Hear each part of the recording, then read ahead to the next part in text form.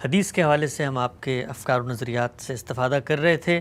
سنجیدہ اہل علم علماء اچھے علمی سوالات اٹھا رہے ہیں اور اتفاق اختلاف سے قطع نظر غامدی صاحب کی فکر کی تفہیم، اس کی توضیح مزید اور اس کی تنقید میں ایک بڑا کنٹریبیوشن ہے جو ناقدین کی جانب سے بھی سامنے آتا ہے اور ہم اس کی بہت حوصلہ افزائی کرتے ہیں۔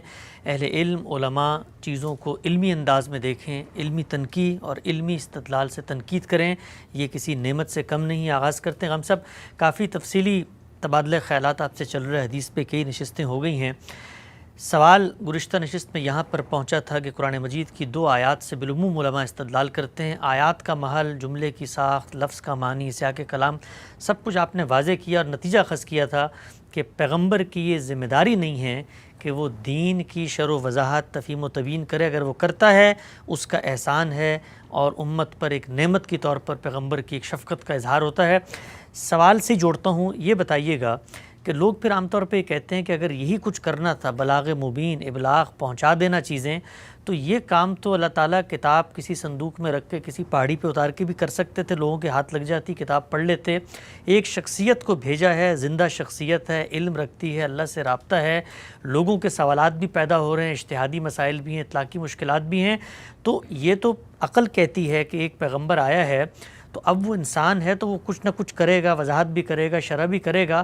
تو انسان کو منتخب کرنے کا مقصد یہی ہو سکتا ہے کہ وہ کچھ سمجھائے، وضاحت کرے، شروحات کرے، کہیں کوئی غلطی ہو رہی ہے تو اس کو ٹھیک کر دے آیات کو سمجھنے میں۔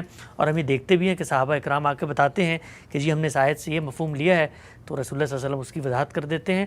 تو عقل یہ کہتی ہے کہ انسان کو دی ہے نبوت، تو پھر انسان کی ذمہ داری ہونی چاہیے اس کو سمجھانا بجھانا۔ یعنی انسان یہ کرتا ہے، اس کے بعد اس کو ذمہ داری بنانے کی کیوں ضرورت ہے؟ اگر ایک چیز انسان کی فطرت میں ہے، وہ ایسا کرے گا، تو اللہ تعالیٰ اس کو ذمہ داری کیوں بنائیں گے؟ ہماری فطرت میں ہے کہ ہم معاش کی جدوجہد کرتے ہیں، ہماری فطرت میں ہے کہ ہم اپنے لیے ایک سیاسی نظم بناتے ہیں، ان میں سے کسی چیز کو بھی ذمہ داری نہیں بنایا گیا۔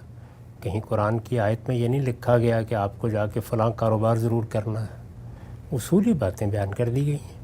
تو ہماری فطرت میں جو چیزیں رکھی جاتی ہیں ان کا ظہور ہوتا ہے، اس کو ذمہ داری بنانے کے تو بڑے غیر معمولی نتائج ہیں۔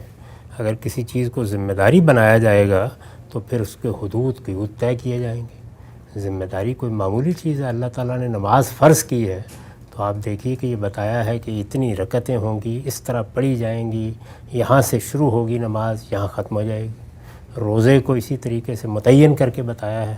تو جب کوئی چیز فریضہ بنا دی جاتی ہے اس کی نوعیت بالکل الگ ہو جاتی ہے۔ جو چیزیں آپ جہاں ضرورت پڑے گی ہو جانی ہیں، ان کو ذمہ داری اور فریضہ کیوں بنایا جائے؟ یعنی وجہ کیا ہے اس کی؟ یہ جو بات آپ نے فرمائی ہے اسی کو پیش نظر رکھ کر اللہ تعالیٰ نے جگہ جگہ بتایا ہے کہ جب ایک پیغمبر لے کر آئے گا تو لوگ پیغمبر سے وابستہ ہوتے ہیں، پیغمبر سے ہدایت حاصل کرتے ہیں، پیغمبر کی ذات ان کے لیے نمونہ بنتی ہے۔ یہ سارے مسالے ہوئے، یہ ساری حکمتیں ہوئیں جب انسان کو ایک باشعور ہستی کی حیثیت سے یہ ذمہ داری دی گئی کہ وہ بلاغ مبین کرے، بات پہنچائے جا کے، یعنی اس کو دیا گیا ہے دین، لوگوں تک پہنچا دو، اس درجے میں پہنچا دو کہ وہ یہ کہہ اٹھیں کہ لیقولوا درستہ۔ یعنی آپ نے تو گویا ایک ایک چیز کو اس طرح پہنچا دیا کہ لفظ لفظ ہم تک واضح ہو گیا۔ تو یہ چیز پیغمبر نے قرآن کے معاملے میں کی، یہ سنت کے معاملے میں کی۔ جب وہی کی گئی کہ آپ ملت ابراہیم کے مطابق ان کی تربیت کریں، تو جو ملت ابراہیم کے احکام تھے وہ سب آپ نے بتائے، ان پر لوگوں کو گامزن کیا۔ یہ سب کا سب رسالت میں آپ صلی اللہ علیہ وسلم نے ایک ذمہ داری کو انجام دینے کے لیے کیا۔ اب رہ گئی یہ بات کہ یہ بھی آپ کا فریضہ تھا کہ آپ قرآن مجید صرف دیں نہیں، اس کی تفسیر بھی فرمائیں۔ تو پھر تو ایک ایک چیز کی تفسیر کرنی چاہیے تھی آپ کو۔ ذمہ داری کا مطلب سمجھتے ہیں کیا ہے؟ ہر چیز کا اطلاق بھی کریں۔ تو اس امت کے علماء کو پھر کیا کرنا تھا اور بعد میں لوگوں کو کیا کرنا تھا؟ اگر یہ ذمہ داری پیغمبر پر ڈالی جاتی تو پیغمبر اس کو پورا کرتا یا آدھا کرتا؟ پورا کرتا۔ پھر پوری تو ہو جانی چاہیے تھی نا۔ قرآن مجید کی ایک حتمی تفسیر بھی آپ ہی کو لکھ دینی چاہیے تھی اور تمام فقہی اطلاقات بھی آپ کی واضح کر دینے چاہیے تھے۔ بہت اہم بات۔ اگر ذمہ داری دی گئی ہے تو ذمہ داری پھر ادھوری تو نہیں ہوگی نا۔ تو اس لیے یہ بالکل بے معنی بات ہے، اس کی کوئی ضرورت نہیں ہے۔ اللہ کا پیغمبر بھیجا گیا، وہ دین کا ماخذ ہے، اس کی زبان سے دین نکلے گا، وہ دین پر عمل کر کے خود دکھائے گا۔ اسی وجہ سے اس کا اسوہ حسنہ ہمارے لیے بڑی برکت کی چیز بنے گا۔ لیکن یہ کہ کوئی مسئلہ پیش آ گیا ہے، کوئی چیز آ گئی ہے، ہم اس کی خدمت میں پیش کر دیں گے، وہ عنایت فرمائیں گے، اس کا جواب دے دیں گے۔ یہ بھی ممکن ہے کہ جواب نہ دیں اور یہ کہیں کہ خود غور کرو۔ چنانچہ اس کی مثالیں موجود ہیں کہ رسالت آپ صلی اللہ علیہ وسلم کے جلیل القدر صحابہ نے بعض سوالات کیے ہیں تو آپ نے فرمایا کہ خود غور کرو، یا کسی آیت کی طرف اشارہ کر دیا۔ مثلا کلالہ کے بارے میں جو سوال کیا گیا ہے وہ کس نے کیا؟ سیدنا عمر جیسی بڑی شخصیت نے کیا۔ حضور نے اس کے جواب میں فرمایا یکفی کا آیت السیف، تمہارے لیے جو گرما کے موسم میں سورہ نساء کی آیت اتری ہے، وہ آخری آیت، وہ کافی۔ جواب نہیں دیا، وضاحت نہیں کی، مطلب نہیں بتایا۔ وہ خود کہتے ہیں کہ میری یہ آرزو تھی کہ میں اس کے بارے میں کچھ اور سوالات بھی کر لوں۔ تو اللہ کے پیغمبر نے کبھی مطلب بتا دیا، کبھی رہنمائی کر دی، کبھی کسی فرع پر اطلاق کر کے دکھا دیا، اور کبھی یہی مناسب سمجھا کہ یہ چیز لوگوں کے لیے چھوڑی جائے، وہ خود اس پر غور کریں، ان کے اندر غور کرنے والے پیدا ہوں، دین میں تفقہ اور بصیرت رکھنے والے لوگ پیدا ہوں۔ تو یہ اس امت کے علماء پر بھی اعتماد ہے، اس لیے کہ یہ ساری باتیں اللہ تعالیٰ کے علم میں ہیں۔ یعنی پیغمبر جب پیغمبر کی حیثیت سے آئے گا، یہاں ضروری سمجھے گا، وہاں لوگوں کی رہنمائی فرما دے گا، ایک معلم کی طرح کوئی چیز سکھا بھی دے گا۔ جہاں وہ ضروری نہیں سمجھے گا نہیں سکھائے گا، لوگوں کے لیے چھوڑ دے گا۔ تو یہ بات کہ کسی استاد نے یا معلم نے کتنا بتا دینا ہے، کتنا آپ کے لیے چھوڑ دینا ہے، کتنے کے لیے آپ کو پابند کرنا ہے کہ آپ خود تگ و دو کریں، یہ فیصلہ اس معلم کو کرنا ہوتا ہے۔ ہمارے بہت سے اساتذہ رہے ہیں جن میں سے ہر ایک کا مزاج الگ تھا۔ بعض سے آپ جو چیز پوچھیں بلکہ پڑھائیں گے بھی تو لفظ لفظ کا مطلب بتا دیں گے، اور بعض وہ تھے کہ جو ایسی مشقیں دے دیتے تھے کہ خود ہی محنت کیجئے، خود ہی سر ماریے، خود ہی نتائج اخذ کیجئے۔ یعنی سب اساتذہ کا مزاج بھی ایک نہیں ہوتا، لیکن اگر آپ کوئی ذمہ داری عائد کر دیتے ہیں تو اس کی تو نوعیت بالکل تبدیل ہو جائے گی۔ تو ایک پیغمبر کو بلکہ ایک معلم کو روبوٹ بنا دینا ہے کہ اب اس کی ذمہ داری ہے کہ وہ ایک ایک لفظ کی تفسیر کرے گا، ایک ایک فرع کے اوپر اصل کا اطلاق کر کے دکھائے گا۔ تو ساری فقہ بھی اسی وقت مرتب ہو جانی چاہیے تھی، پھر ساری تفسیر بھی اسی وقت لکھی جانی چاہیے تھی۔ ان میں سے کچھ بھی نہیں ہوا، اور نہ یہ ہونا چاہیے، نہ یہ انسانی فطرت کا اقتضاء ہے، نہ یہ کوئی اچھا طریقہ ہوتا۔ جن انسانوں کو یہ کتاب دی گئی ہے اور جن کو یہ دین دیا گیا ہے، ان کے اندر بھی یہ اللہ کی عنایت ہے کہ ایسے جلیل القدر لوگ ہر دور میں پیدا ہوتے ہیں جو یہ خدمت انجام دیتے رہتے ہیں۔ اور اس سے دیکھیے کہ ذہین لوگوں کا اللہ کی کتاب کے ساتھ کیسا تعلق پیدا ہوتا ہے، اس پہ غور کر رہے ہیں، فکر کر رہے ہیں، تدبر کر رہے ہیں، اس میں متنوع خیالات سامنے آتے ہیں، لوگوں کی دلچسپی کس طرح اس ساتھ برقرار رہتی ہے، جلیل القدر اہل علم کیا خدمات انجام دیتے ہیں۔ آپ تو یہ ذمہ داری بنا کے یہ سارے دروازے بند کر دینا چاہتے ہیں، یہ کون سی عقل کی بات ہے؟ ٹھیک، اچھا ہم سے بھی نقطہ آپ نے بڑی خوبی سے واضح کیا کہ جو کام کر رہے ہیں پیغمبر، لوگوں کی ضرورت پیدا ہو رہی ہے، آپ کے پاس لوگ جا رہے ہیں۔ ہم نے تو یہ بھی دیکھا کہ لوگ جب پیغمبر کے پاس جاتے تھے تو وہ تو یہ سمجھتے تھے کہ ہم نے پیغمبر سے پوچھنا ہے، ان کی ذمہ داری ہے، یہ ہمیں بات بتائیں گے۔ قرآن مجید نے کئی جگہوں پہ آیات نازل ہوئیں اور کہا یہ تم سے پوچھتے ہیں، اب ہم اس کا جواب دے رہے ہیں، جواب تم ان کو دے دو۔ تو لوگ تو اس زمانے میں بھی اور آج کے زمانے میں بھی، ہمیں اگر دین کے لحاظ سے کوئی مشکل پیش آئے اور اللہ کے پیغمبر موجود ہوں تو ہم تو اسی احساس کے ساتھ ان کی طرف رجوع کریں گے کہ ان کی ذمہ داری ہے، یہ دین کی بات یہ لے کر آئے ہیں، کوئی الجھن پیدا ہو رہی ہے تو یہی بتائیں گے ہمیں۔ نہیں، آپ اس طرح کیوں رجوع کریں گے؟ اس طرح رجوع کریں گے کہ یہ اللہ کی طرف سے ہدایت پاتے ہیں، ان کا علم بے خطا ہے، ہم عاجزانہ ایک طالب علم کے طور پر حاضر ہو رہے ہیں۔ یعنی یہ تو ایسے ہی ہے کہ استاد کے سر پر جا کر آپ کھڑے ہو جائیں اور یہ کہیں تمہاری ذمہ داری ہے پڑھاؤ مجھے۔ یہ کون سے ادب آداب ہیں؟ یہی کہیں گے کرم فرمائیے، عنایت فرمائیے، آپ کے التفات کی ضرورت ہے، یہ بندہ عاجز ایک طالب علم کے طور پر حاضر ہے۔ تو یہ کیا بات ہے جو آپ کرتے ہیں؟ ہم اپنے اساتذہ کے پاس اس لیے جاتے ہیں یا اس طرح جاتے ہیں اور جا کر ان کو یہ بتاتے ہیں کہ یہ آپ کی ذمہ داری ہے، اس وقت آپ کھانا کھا رہے ہیں تو وہ بھی چھوڑ دیجئے، پانی پی رہے ہیں تو وہ چھوڑ دیجئے، آپ کا کام ہے ہمیں پڑھانا۔ یہ کہا جاتا ہے، یہ کہا جاتا ہے آپ عنایت فرمائیے، آپ کرم فرمائیے۔ اسی کو بہت خوبصورت الفاظ میں میں نے آپ سے عرض کیا تھا کہ امام فرائی نے اس طرح ادا کیا کہ فمن جہت نصحی ورافتی، یہ رسالت میں آپ صلی اللہ علیہ وسلم کی ہم سے خیر خواہی ہے، آپ کی رافت ہے، آپ کی نوازش ہے کہ آپ نے سوالوں کے جواب دیے ہیں، آپ نے وضاحت فرمائی ہے۔ اس کو ذمہ داری بنا کے آپ پیغمبر کو کس درجے پر کھڑا کر رہے ہیں اور لوگوں کو کس مقام پر کھڑا کر رہے ہیں، ان کا وہ صحیح رشتہ پیدا ہونا چاہیے جو پیدا ہوا، کہ وہ ادب کے ساتھ حاضر ہوں، وہ کرم اور عنایت کی توقع لے کے حاضر ہوں، نہ کہ یہ کھڑے ہو کے سر پہ یہ کہیں کہ آپ کی ذمہ داری ہے بتانا ہے آپ کو. یہ کون سا طریقہ ہے؟ ٹھیک. اچھا، ہم سب ایک روایت عام طور پر پڑھی جاتی ہے، رسول اللہ صلی اللہ علیہ وسلم نے فرمایا ہے کہ مجھے بھیجا اس لیے گیا ہے کہ میں مکارم اخلاق کو پائے تکمیل تک پہنچاؤں. اب آپ صلی اللہ علیہ وسلم کی ظاہری بات ہے، اگر آپ کی زبان کی میں الفاظ لے لوں تو ذمہ داری تو بلاغ مبین کی تھی، آیتیں پڑھنی تھی، شریعت سکھانی تھی، ایمان و اخلاق کی بات کرنی تھی جو موجود تھی. آپ تو بتا رہے ہیں کہ مجھے بھیجا اس لیے گیا ہے کہ میں مکارم اخلاق کی تکمیل کر کے تمہیں دکھاؤں. گویا آپ تو اس کو اپنی ذمہ داری کے طور پر بیان کر رہے ہیں. یہ تو دین کا بیان ہے، یعنی مکارم اخلاق تو دین کا بہت بڑا حصہ ہے. بلکہ اگر دین کے تینوں اجزاء یعنی تطہیر بدن کو، تطہیر خور و نوش کو اور تطہیر اخلاق کو سامنے رکھیے تو سب سے بڑا حصہ یہی ہے. اور یہ بات بھی حضور نے بتائی، قرآن بھی یہی بتاتا ہے کہ ہمارا اصلی امتحان اسی باب میں ہے. تو یہ اسی بات کو بیان کیا ہے کہ یہ میری پیغمبرانہ ذمہ داری یہی ہے کہ میں اس دین کو تمہارے سامنے واضح کر دوں. تو جو دین آپ نے ہمیں دیا ہے وہ مکارم اخلاق کا اتمام ہے، اسی کو بیان فرما رہے ہیں. بلاغ مبین کا مطلب یہ ہے کہ جو دین دیا گیا ہے وہ دین کیا ہے، قرآن کی صورت میں ہے نا. تو قرآن مجید آپ کے خیال میں کوئی توضیح کا تقاضا کرتا ہے؟ وہ ایک کتاب مبین ہے، جگہ جگہ اپنے آپ کو کتاب مبین کہتا ہے.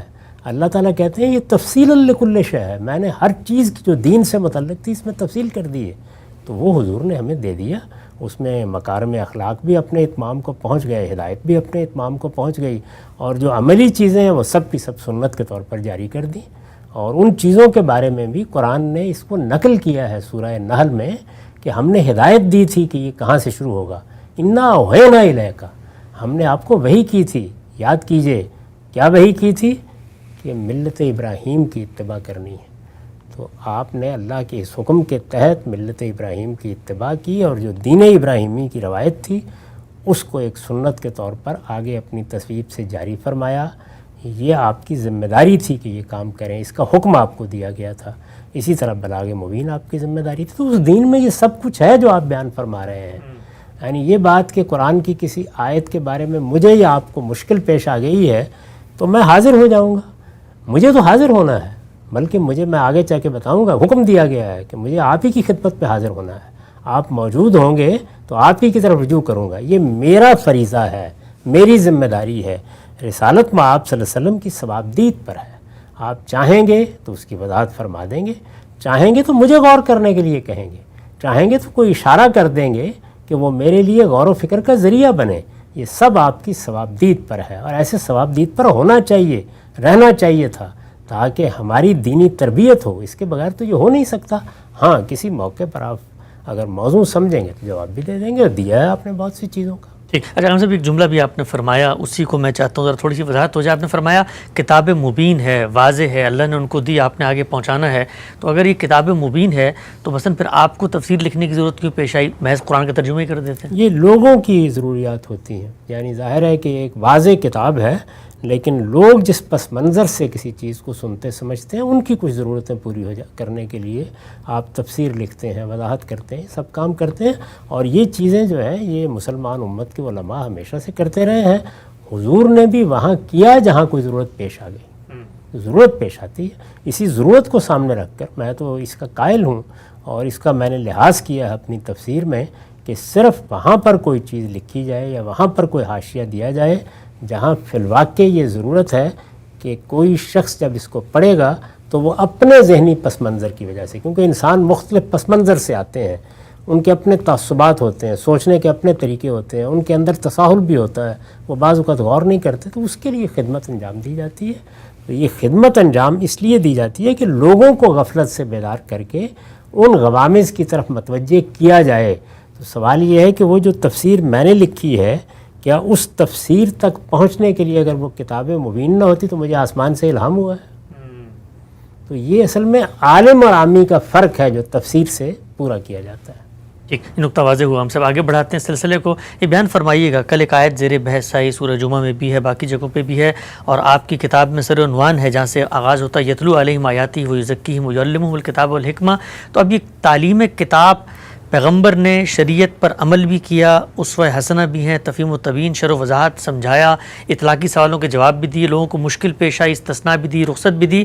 تو یہ سارا عمل جو پیغمبر کر رہا ہے، ہم اس کو تعلیم کتاب کیوں نہیں کہہ سکتے؟ اور اگر یہ تعلیم کتاب ہی ہے تو پھر تعلیم کتاب کی تو وہاں ذمہ داری ڈالی ہے باقاعدہ.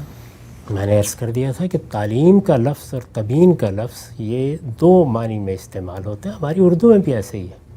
یعنی آپ یہ دیکھیے کہ ایک آدمی کو آپ بلاتے ہیں، بلا کے کہتے ہیں میرے بچے کو قرآن پڑھاؤ، وہ قرآن مجید کا متن پڑھا دیتا ہے، کچھ اور نہیں سکھاتا. تو قرآن پڑھاؤ کے الفاظ ٹھیک استعمال کیے نا آپ نے. اسی طرح آپ نے کسی عالم کو بلایا اور بلا کر کہا کہ اس بچے کو قرآن پڑھا دیں، تو یہاں ظاہر مطلب یہ ہوگا کہ قرآن مجید کا ترجمہ کر کے بتائیں، اس کی تفسیر کر کے بتائیں. تو پہلی دفعہ قرآن میں آپ نے وہی سکھانے کا لفظ یا پڑھانے کا لفظ استعمال کیا تو ایک اور مصداق تھا اس کا، دوسری دفعہ استعمال کیا تو اس سے بالکل مختلف مصداق تھا. تو میں نے عرض کیا تھا کہ یہ دونوں الفاظ یعنی تبیین کا لفظ بھی اور تعلیم کا لفظ بھی یہ اپنے اندر یہ دونوں مفاہیم رکھتے ہیں، استعمال ہوتے ہیں. یہ بات کہ کہاں یہ لفظ کس معنی میں استعمال ہوا ہے، کیا چیز فیصلہ کرے گی، یا جملے کی تعریف فیصلہ کرے گی یا موقع کلام فیصلہ کرے گا. تو موقع کلام دونوں جگہ یہ تقاضا کر رہا ہے کہ وہاں وہ بلاغ مبین کے لیے یا پہنچا دینے کے لیے ہی ہو، یعنی تعلیم بھی پہلے معنی میں ہو، قرآن مجید سکھا دی، جیسے کہ علم القرآن کی میں نے مثال دی. تبیین بھی بلاغ مبین کے لیے ہے، وہاں وہ اس مفہوم میں استعمال ہوئے ہیں. یہ موقع کلام بتا رہا ہے، اس نے یہ تخصیص کر دی ہے، معنی کو وہاں متعین کر دیا ہے، اب دوسری چیز نہیں ہو سکتی. تو یہ موقع کلام جو ہے غم صاحب، یہ آپ کے نزدیک ہو نا، کوئی دوسرے شخص کہے کہ موقع کلام میرے نزدیک تو یہ دوسرے معنی میں دے رہے ہیں، وہ اس سے وہ مطلب بھی نکالے گا، اس پہ اپنے نقطہ نظر کی بنیاد بھی رکھے گا. کس نے روکا اس کو؟ ظاہر ہے کہ میں اس پہ تنقید کروں گا اور وہ میرے نقطہ نظر پہ تنقید کر دے گا. یعنی یہ میں نے کب کہا ہے کہ موقع کلام متعین کروں گا تو جو میں متعین کروں گا آپ کو اس سے اختلاف کا حق نہیں ہے. لفظ کے جو معنی میں لوں گا اس سے آپ کو حق نہیں ہے اختلاف کرنے کا. میں تو صرف یہ بتا رہا ہوں کہ ہمارے نزدیک یہ لفظ یہاں اس معنی میں استعمال ہوا ہے. اور وہاں کتاب کے بارے میں نے عرض کیا کہ کتاب وہاں شرائع اور قانون کے لیے ہے، اس کو سکھانے کے لیے ہے. ان کو شریعت سکھاؤ، یعنی شریعت کی تعلیم دو، نہ کہ شریعت کے جو قوانین ہیں ان کے فروع بتاؤ کہ کس طرح سے نکلتے ہیں. یہ مدعا وہاں ہے ہی نہیں، بات بیان کرنا وہاں مقصود ہی نہیں ہے. تو جب آپ لفظ کے ایک معنی مراد لے لیتے ہیں اور یہ بتا دیتے ہیں کہ لفظ اس کا تقاضا کرتا ہے یا تعریف جملہ اس کا تقاضا کرتی ہے یا موقع کلام تقاضا کرتا ہے، تو پھر اس کے دوسرے مفاہیم وہاں داخل نہیں کیے جاتے. ٹھیک. اچھا ہم سے جو پورا آپ کا مقدمہ ہے، میں ایک عملی نظائر تاریخی حقیقت کے طور پہ آپ سے پوچھتا ہوں، اگر تو پیغمبر کی یہ ذمہ داری نہیں تھی، کیا صحابہ کرام کے اندر بھی یہی رجحان، یہی نقطہ نظر تھا کہ بھائی دین ہمیں مل چکا ہے، اب ہم اس پر عمل کرتے ہیں، کہیں پر کوئی مشکل پیش آئے گی پوچھ لیں گے، آپ نے بتا دیا تو بڑی اچھی بات ہے، نہیں ہے تو پھر ہمارے درمیان اختلاف بھی ہو سکتا ہے. تو کیا صحابہ کرام جو اولین مخاطبین ہیں انہوں نے بھی پیغمبر کی ذمہ داری کو اسی طرح پرسیو کیا کہ دین کا ابلاغ تو ان کی ذمہ داری ہے، باقی جو کام ہے کر دیں تو بڑی اچھی بات ہے، نہیں تو ہمیں غور فکر کرنا پڑے گا؟ صحابہ کرام پیغمبر کی ذمہ داریاں نہیں طے کرتے تھے بیٹھ کے، اپنی ذمہ داریاں دیکھا کرتے تھے. ان کی ذمہ داری یہ تھی کہ وہ اس دین پر عمل کریں، اور اگر کسی معاملے میں کوئی اختلاف پیدا ہو تو پیغمبر کی طرف رجوع کریں. اس کا حکم دیا گیا ہے قرآن میں، وہ آگے زیر بحث آئے گا. ہماری ذمہ داریاں کیا ہیں حضور کے معاملے میں، صحابہ کی کیا ہیں، اس پر ابھی میں نے گفتگو نہیں کی. رسالت میں آپ صلی اللہ علیہ وسلم کی ذمہ داری کیا ہے یہ صحابہ نہیں طے کریں گے، یہ میں نہیں طے کروں گا، یہ اللہ طے کرے گا. اور وہ اس نے بتا دیا ہے کہ دو ہی ذمہ داریاں، منصبی ذمہ داریاں دو ہی ہیں. ایک یہ کہ آپ کو جو دین دیا گیا ہے اس کو آپ آخری درجے میں پہنچا دیں، بے کم و کاس پہنچا دیں، لوگوں کے سامنے اس کو رکھ دیں، اس کی کوئی چیز چھپی نہ رہے.